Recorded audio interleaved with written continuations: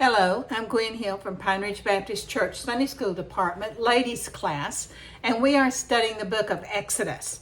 Today we're on chapter 25, the last part of it. We started it last week. We did the first part.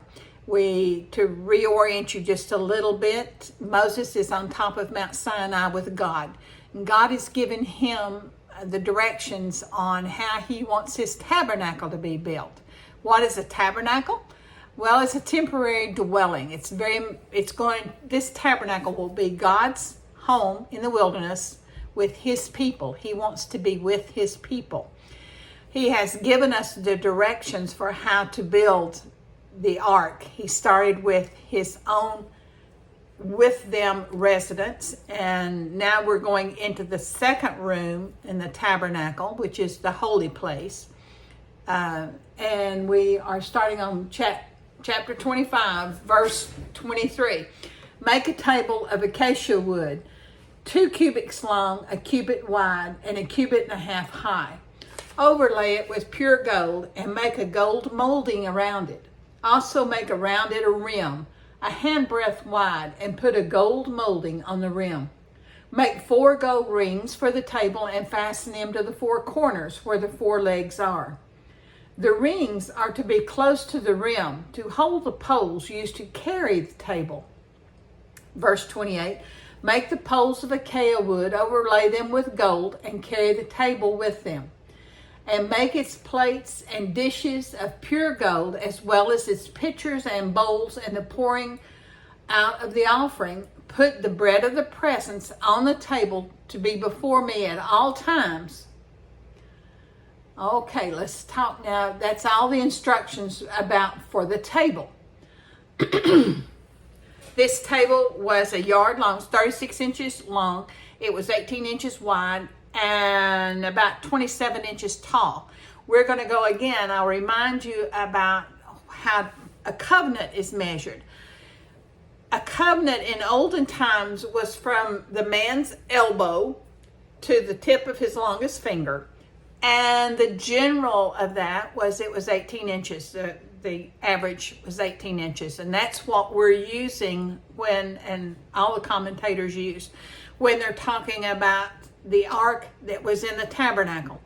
When we get to, maybe before the rapture, when we get to the building of the physical temple, Solomon's temple, he uses a measurement of a cubit being 20 inches. Isn't that interesting? Okay, so this table is about a yardstick long. It is a 1.5 feet wide, 18 inches wide, and about 27 inches tall. It is overlaid with pure gold. It is made of acacia wood, and it is overlaid with pure gold.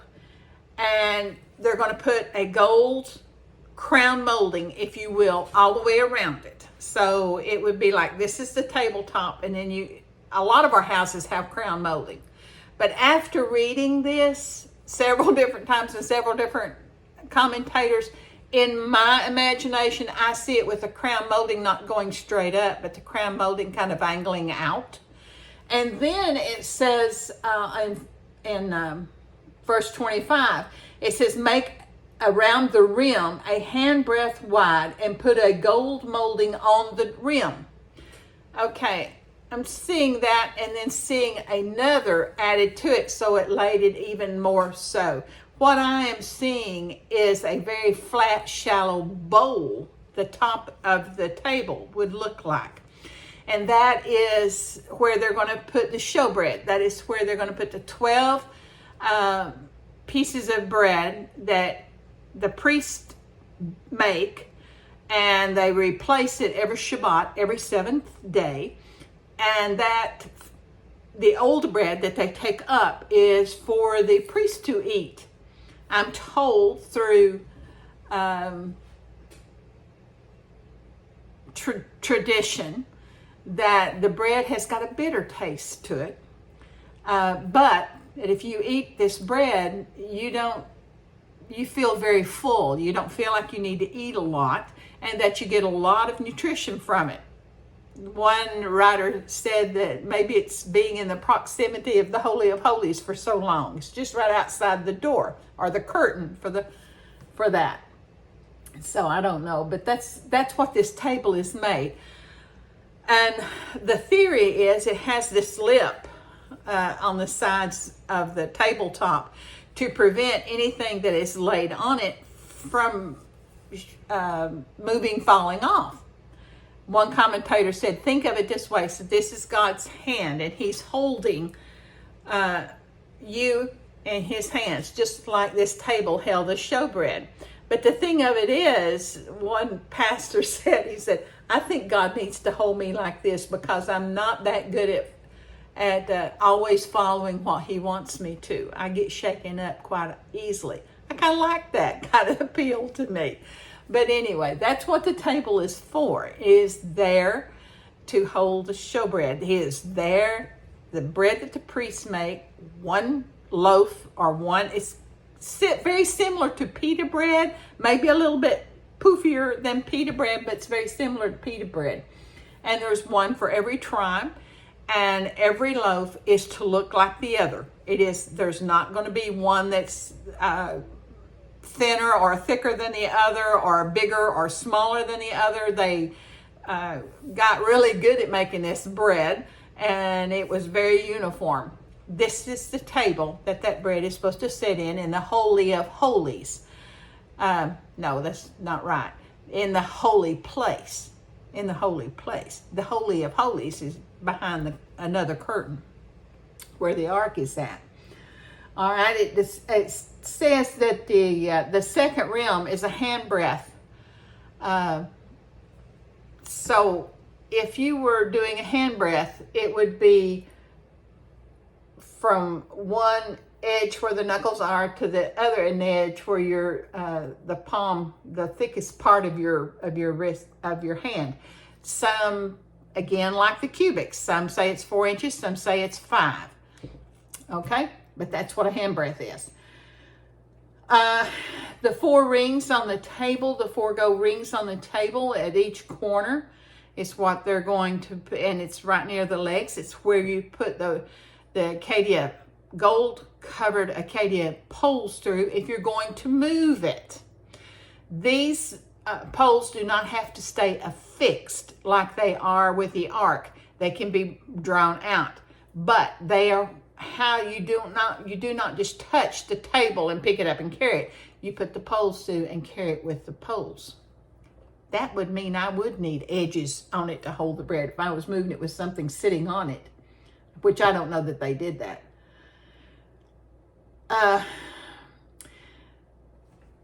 They had gold plates, and there would have been at least 2. Depends on who you're listening into and which picture you're looking at as to whether they had shelves on there that 12 compartments, one for each loaf of bread, or if they had 2 platters that they put 6 on one and 6 on the other on that table. The dishes.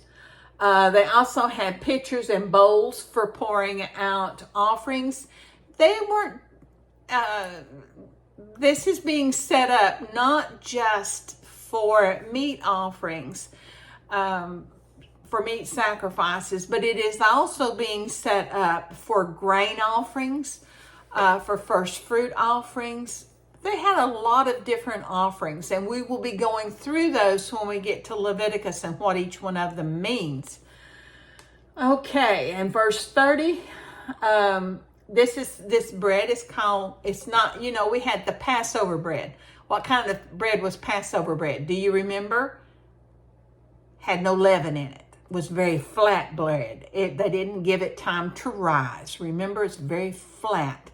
This bread is bread to enjoy, it would be bread for nutrition. This is a normal bread given time to rise, and it is called the bread of the presence. And it was those loaves, those 12 loaves were supposed to be on this table 24 hours of the day, and they were changed out, as I said a few minutes ago, on Shabbat, every seventh day, the priest would change them out. And the priest would eat them. That's part of theirs. It would be interesting to know what that taste was like. I have read that tradition has that it was a bitter bread, had a bitterness to it. Now we're going to go to the lampstand. Oh, this lampstand is so interesting, and it is so a picture of Jesus Christ to us. Verses 31 through 33. Make a lampstand of pure gold. Hammer out the base and the shaft, and make it flower-like cups, buds and blooms of one piece with them. 6 branches are to extend from the sides of the lampstand, 3 on one side, 3 on the other, and then that leaves the center one, so that would be 7 places to light, and that's where we get the word menorah. 33 is 3 cups shaped like almond flowers with buds and blossoms are to be on one branch, 3 on the next branch, and the same for all 6 branches extending from the lampstand. And it's like almond flowers and branches. And 34, and the lampstand there are to be 4 cups shaped like almond flowers with buds and blossoms. 1 bud shall be under the first pair of branches extending from the lampstand, a 2nd bud under the 2nd pair, and a 3rd bud under the 3rd pair, 6 branches in all. The buds and the branches are all to be of one piece with the lampstand, hammered out of pure gold. Then that makes its 7 lamps, and set them up so that they light the space from in front of it. Let's stop right there just a minute. Verse 31 says it's of pure gold. Pure gold. We are not given details on how tall or how wide this lampstand is, this menorah is. All of the pictures I've seen of artist renditions has it sitting against the wall, and it is quite tall. It is maybe shoulder height or taller to the priests who are also depicted in these artist renditions. We are told how much it weighs. We are not told how tall it is or how wide it is. It weighs 75 pounds. 75 pounds of pure gold. Wow. Okay. It has 3 branches to the left of center. It has 3 branches to the right of center. And plus the center makes 7. Okay, 7 is the number of righteousness. We think of it as perfection and as completion. Why did God choose almond branches? Why did he choose the almond flower to honor in the design? Is it just he thought it was a pretty design, or was there a reason? Do you know? I don't know either, but I want to give you something to think about. After this, sometime after this, see how intricate your God is and how much he knows. After this occasion, much later, I'm not going to say much, but quite a bit later, the Hebrew children rebelled against Moses. And they wanted to know, well, who says that you, Moses, and you, Aaron, should be over all of us? Just who made you all our leaders? I don't remember voting for you. And we are just as much have a right to lead as you do. And they were causing quite a stir. So Moses went to God and he explained, hey, God, how do you want me to handle this? And God said, well, you go to all the 12 tribes and tell their leaders, the elders, to bring a staff, the leader's staff of each tribe, to you. So they did. The staffs were in that day and time, if I wanted a staff, and I would go out and I would find a twig, a tree that was maybe 2 inches in diameter. I would cut it off, and then I would cut it to the length that I wanted, strip the bark off of it. I would sand it until it felt good in my hands. I would want the right weight. It became very important to me. It became part of me. It became part of the way that I used it as a walking stick. I would have used it as a walking stick. I could have used it to protect myself. I could have used it to protect my animals, or to lead or guide my animals. That staff, it was also part of your authority, because it became known as your staff.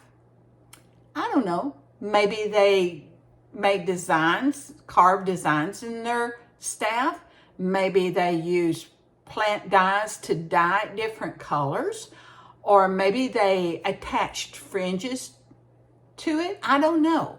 Maybe they wrapped it where their hand held it to make it known that this was their staff. But anyway, they brought those staffs to Moses and to Aaron. And Aaron put his staff with the elders' staffs. And the Lord had him put it away till the next morning. And the next morning they came back and retrieved the staffs. And lo and behold, one of those staffs had budded. There was leaves and there were buds there. And guess what kind of a tree? What kind of staff that was? It was Aaron's staff, and it had budded with almond buds. God knew this. So he's celebrating this now, but the event won't occur until much later. Sometimes when we look around and we say, "Where are you, God? I'm having trouble." God already knows about it. It's already been worked out in his plan. Trust him. Every little detail as we study this book of Exodus is amazing to me. I've always thought of my God as a detailed God, but I've been amazed at the extent of his plan and of his watch care. And that's why I believe he chose the almonds to decorate the menorah. It was also, they could have used a form in the sand to pour the gold to get the initial form. I don't know that they did. I don't know that they didn't. But I used to know a gentleman who worked on cars. He was an older fella, and he worked on cars when cars had real metal fenders and things. And you could take a bent fender to him, and he had a little hammer with a little, I don't know how long the handle was, maybe that long or longer, but the head of it was just a little head. Had a small surface area that he used to strike the metal, and he called it pinging. He would sit, and it took him quite a long while, but he would ping, ping, ping, ping, ping, ping on that metal, that crumpled metal, until he made it smooth as it was when it came from the factory, or almost as smooth as when it came from the factory. And you know what? God told Moses how he wanted this candle stand to be made, and he wanted it to where it was hammered out. One piece of pure gold that was hammered out. He had an artisan who knew how to ping, to be so intricate as to make the flower petals, to make the bowl that they put the pure olive oil in and the wick in to burn. It is amazing. Handmade by an artisan, a God-given talent, with God-given materials and a God-given direction. Now, there's something else about this we need to know. He talks about, in our day and time, the menorah that we have a small one at our church, about this big, and it I don't even remember. It's been a while since I looked at it. But I think it's bronze. I'm not sure. I think it's bronze. And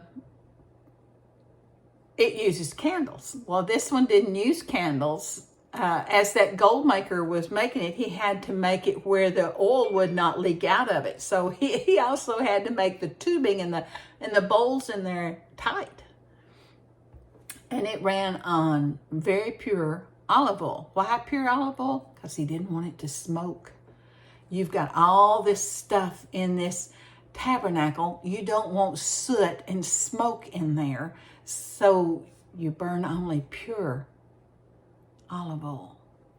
Okay. By the way, this is the only light in here. You have the outer court, and then you come through a curtain, and then you're in the holy place. And then one time a year, the chief priest, the head priest, would come through the next curtain to go into the Holy of Holies. Okay? This is the holy place. This is the first opening. It's got a curtain on one side and a curtain on the other. It was dark. Without the menorah burning, it would have been dark in there. This menorah was very special, though, the way it was built. This artisan that built this menorah, he, let me see how it says. In verse 37, it says, "Then make it 7 lamps and set them up so that they light the space in front of it." They put it near the wall, against the wall. And straight across from it would have been the showbread table that we just finished talking about. And this menorah cast all of its light forward, didn't cast light behind it. Most of its light was intensified and sent forward. Isn't that interesting? How that artisan, God gave him the talent to know how to do that. I just think it's wonderful the way that they look at all this stuff. By the way, quick trivia question. In the Holy of Holies, there was no menorah. There was a 4-inch curtain. The Holy of Holies was 15 feet by 15 feet by 15 feet. It had 4 thick coverings as its sides and its roof and the back. In the front, separating the holy place from the Holy of Holies, was a 4-inch thick curtain. Okay? 4-inch thick curtain. It would have been dark in there. And you had the ark sitting there. In the center of that room, you had the ark sitting there. Only piece of furniture in that room was the ark. There was no problem at all with seeing in there. No problem at all. Where did the light come from? Have you thought about it? All right, you have the cherubim on this side of the ark. You have the cherubim on this side of the ark. And who is supposed to be meeting the people between the ark? God himself. God himself is light. When you see the light of God, it's the Shekinah glory of the Lord.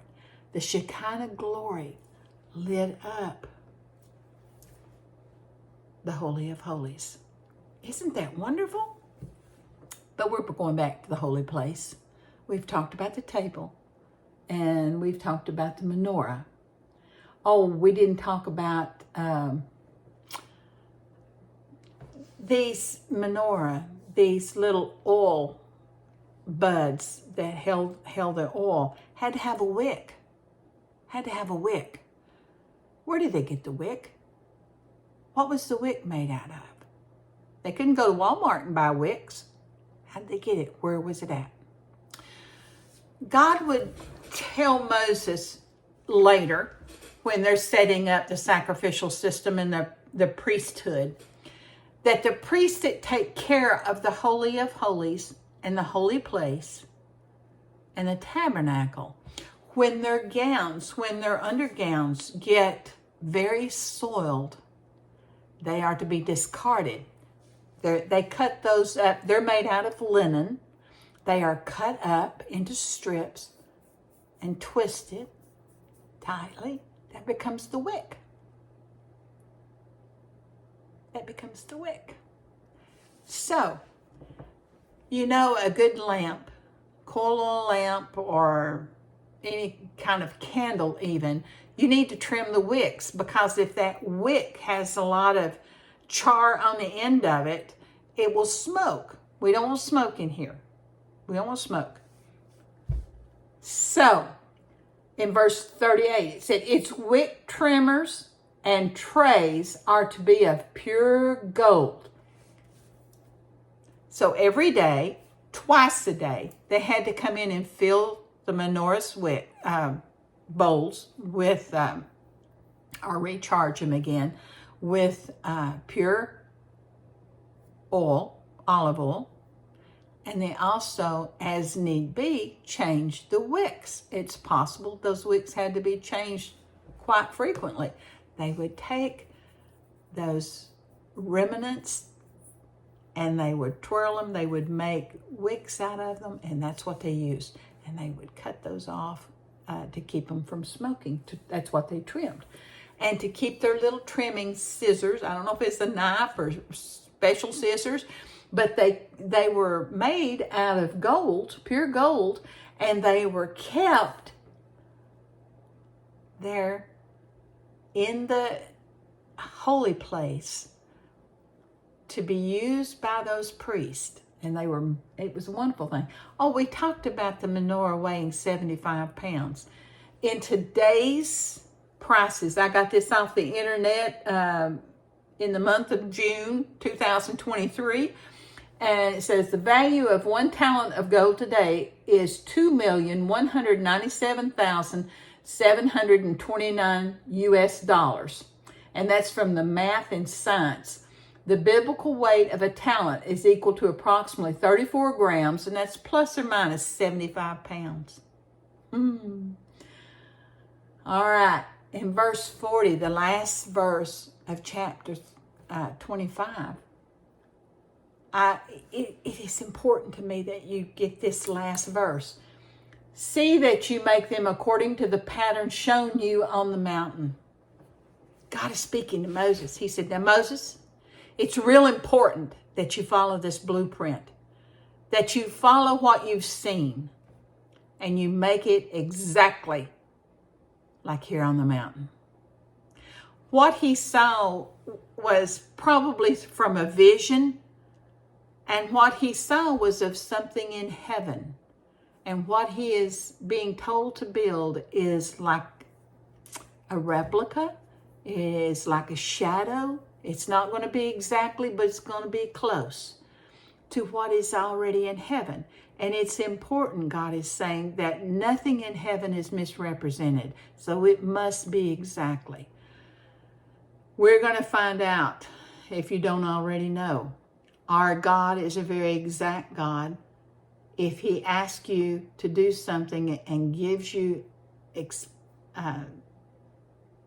instructions to do it exactly, that's exactly what he means. If I was the artisan that Moses chose to make an implement here, and I came to Moses and said, I think this is a better idea. Let's do it like this. Hey, Moses, instead of all those almond blossoms pointing up, what about it'd be more artistic if we had some that was kind of full-blown or pointing down? Moses is to say, no, you do it exactly like God showed me on that mountain. Exactly. God is going to hold Moses responsible for what he has shown him. Are we responsible for what he shows us? Yes, we are. Just a few thoughts before we leave today. Moses remained on that mountain with God for 40 days and 40 nights. That make you think of something else? God gave him the plans both for the tabernacle and for the priesthood. We're going to see even more of that.